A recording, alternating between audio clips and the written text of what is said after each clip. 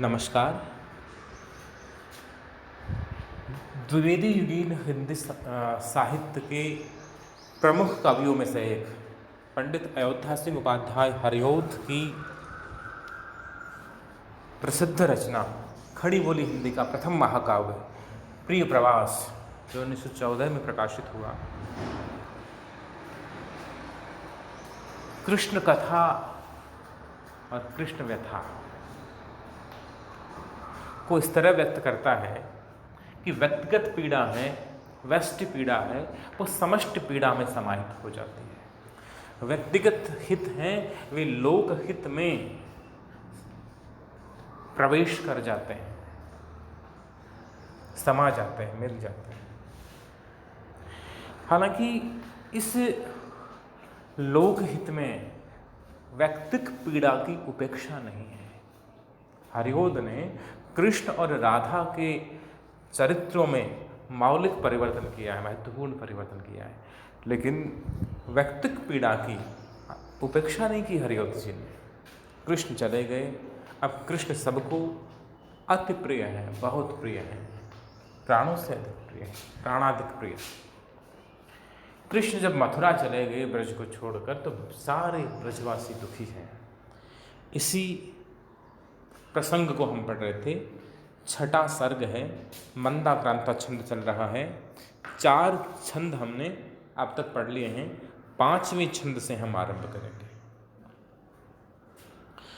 चौथे छंद में हम पढ़ रहे थे कि कृष्ण के वियोग में ब्रजभूमि के जब भी 2 प्राणी मिलते थे तो आपस में यही बात चलाते थे। मिथय शब्द आया था, मिथय शब्द आया था, और जिसका मतलब था आपस में परस्पर यही बात करते थे कि इतना समय बीत गया, कृष्ण क्यों नहीं आए।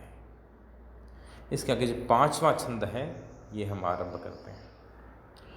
आवासों में, सुपरिसर में, द्वार में, बैठकों में, बाजारों में, विपणि सब में, मंदिरों में, मठों में आने की न ब्रजधन की बात फैली हुई थी। कुंजों में और सकल पथ में, बाग में और वनों में। कृष्ण नहीं आए, कोई नहीं आया, कोई हमारा प्यारा नहीं आया, हमें दुख होता है। किसे दुख होता है? माँ दुखी होंगी, पिता दुखी होंगे, पत्नी या प्रेयसी दुखी होगी, भाई दुखी होंगे, बहन दुखी होंगी, दोस्त दुखी होंगे। लेकिन कृष्ण नहीं आए, इस कारण से पूरी ब्रजभूमि दुखी है, पूरा ब्रजमंडल उदास है। और कृष्ण के न आने की चर्चा है वह सब जगह है। आवासों में, आवास घर, घरों में, सुपरिसर में, परिसर परिवेश, आवास घर के चारों ओर जो परिसर बना हुआ है, बाउंड्री बनी हुई, उसके भीतर का जो है स्थान में सुपरिसर परिसर है।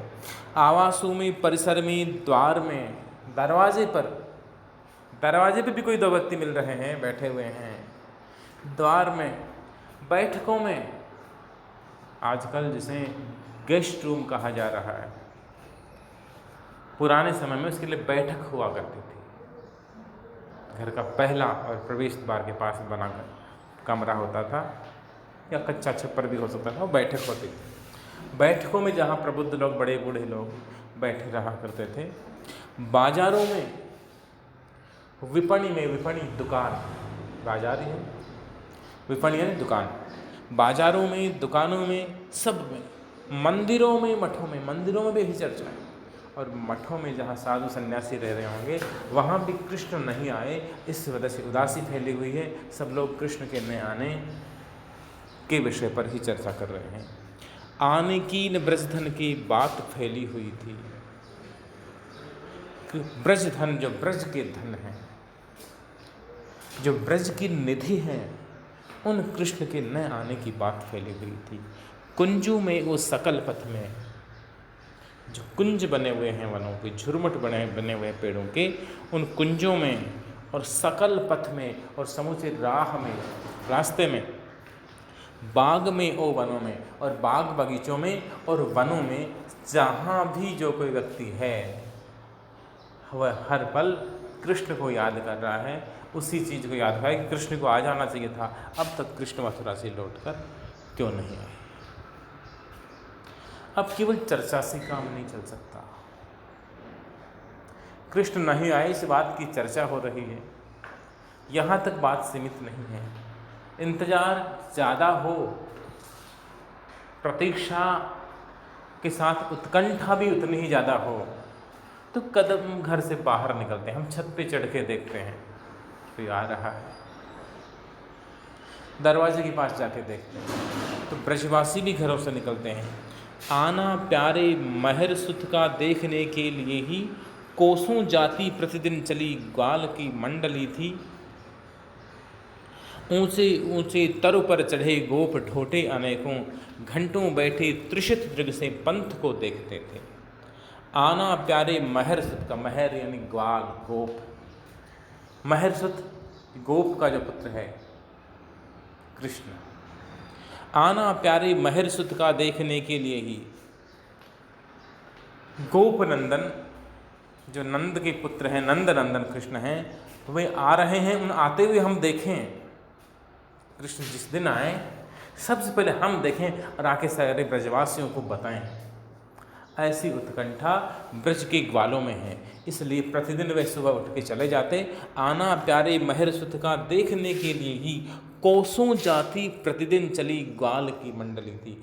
ग्वाल मंडली है, ग्वाल वालों की मंडली है, वह मथुरा की ओर कई कोस चली जाती थी कि हम पहले, सबसे पहले कृष्ण का आना देखें, आगमन देखें, और ये फिर शुभ समाचार है वह ब्रजवासियों को सुनाएं।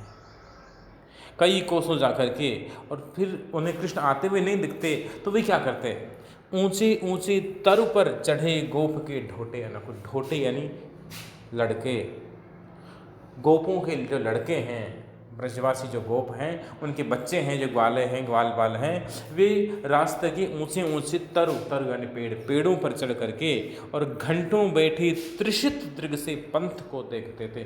घंटों तक पेड़ों पर बैठ करके और त्रिषित दृग से, प्यासी आंखों से पंथ को देखते थे, रास्ता देखते थे कि कृष्ण कब आते हैं। ब्रज से, घर से मथुरा की ओर कोसों चल करके, कोसों पैदल चल रहे थे, जब थक जाते तो वहाँ से ऊँचे पेड़ों पर चढ़ जाते और मथुरा की दिशा में देखते रहते, घंटों बैठे इंतजार करते शायद कृष्ण आ जाएं। जब नहीं आ पाते तो अगले दिन फिर जाते और उन पेड़ों पर बैठ करके और कृष्ण के आने की प्रतीक्षा करते, थक हार कर वापस घर लौट आते। ये क्रम चलता रहता था। और केवल ऐसी बात नहीं है कि कृष्ण नहीं आ रहे तो इंतजार सिर्फ ग्वालों को हो, दुखी सिर्फ ग्वाले हों। आके बैठी निज सदन की मुक्त ऊंची छतों में, मोखों में आ पथ दिशि बने दिव्य वातायनों में, नाना भावों विवश विकला उन्मना नारियों की, दो ही आंखें सहस बन के देखती पंथ को थीं। महिलाएं हैं, महिलाएं क्या करें, आके बैठी निज सदन की मुक्त ऊंची छतों पे। महिलाएं क्या करती, अब देखिए मध्यकाल में जहाँ कहा जा रहा है कि जो स्त्री पर सबसे अधिक पहरे हैं, स्त्री के प्रति सबसे अधिक प्रतिबंध हैं, उस दौर में कृष्ण भक्ति शाखा की जो साहित्य सर्जना है उसमें भीतर ही भीतर स्त्री मुक्ति का स्वर है, वहाँ स्त्रियाँ अधिक स्वतंत्र हैं। आके बैठी निज सदन की मुक्त ऊंची छतों पर, सदन यानी घर, अपने घर की ऊंची छतों पर आकर के और वे मुक्त होकर, मुक्त भाव से छतों पर बैठ जाती महिलाएं आकर, और मोखों में आ, और वहाँ जो मोखे बने हुए हैं, झरोखे बने हुए हैं, उनमें आ जाती हैं और छतों से चढ़ के देख रही। मोखों में आ पथ दिशि बने दिव्य वातायनों में, पथ यानी रास्ता और पथ दिशि यानी रास्ते की दिशा में, रास्ते वाली साइड में पथ दिशि बने दिव्य वातायनों में। वातायन यानी खिड़की, दिव्य वातायन है, दिव्य जो सुंदर खिड़कियां बनी हुई, वातायन बने हुए खिड़कियां बनी हैं, उन खिड़कियों में से कृष्ण का आके आने की राह देख रही हैं, कृष्ण का इंतजार कर रही हैं, कृष्ण को देखना चाहती हैं। नाना भावों विवश विकला उन्मना नारियों की, दो ही आंखें सहस बन के देखती पंथ को। कितना मार्मिक वर्णन किया है। और जो ब्रज की महिलाएं हैं, गोपियां हैं, ब्रजवासिनी बालाएं हैं, ब्रजबालाएं हैं,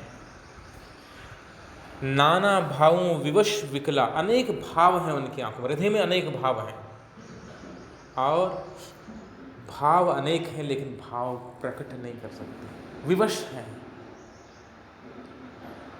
पुरुष खुद अभी मैं नहीं सकता कि स्त्री स्वतंत्र रहेगी, फिर भी पुरुष की जितनी स्वतंत्र वे नहीं हैं, विवश हैं, ग्वाल बाल हैं, वो चले गए, कोसों दूर चले गए मथुरा की तरफ। जब थक गए तो पेड़ों पर चढ़ के बैठ गए, देख रहे हैं कृष्ण के आगे राह।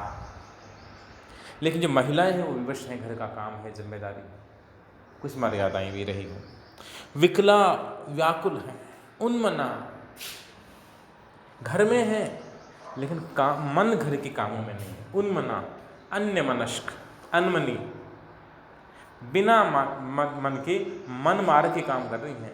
वो अनमने मन वाली जो नारियां हैं, उनकी दो ही आंखें सहस बन के देखती पंथ को थी। उनकी दो आंखें ही सहस यानी हजार, सहस यानी हजार, उनकी दो आंखें ही हजार आंखें बन करके और पंथ को देखती थी, रास्ते को देख रही थी, कृष्ण के आने की प्रतीक्षा कर रही थी, इंतजार कर रही थी। और इंतजार कैसा, चौकस कितनी हैं, उनकी दो आंखें ही इतनी सचेष्ट हैं, इतनी सचेत हैं। कवि लिखता है कि उनकी दो आंखें हजार आंखें बन गई थी, हजार आंखें बन करके रास्ता देख रही थी। ये इंतजार की घड़ियां हैं जो कभी खत्म नहीं होती प्रतीत होती हैं। और ब्रजवासी कृष्ण के वियोग में दुखी हैं, उदास हैं। 7 छंद हमने इस प्रसंग के पढ़ लिए हैं, शेष अंश हम आगे पढ़ेंगे। तब तक के लिए धन्यवाद।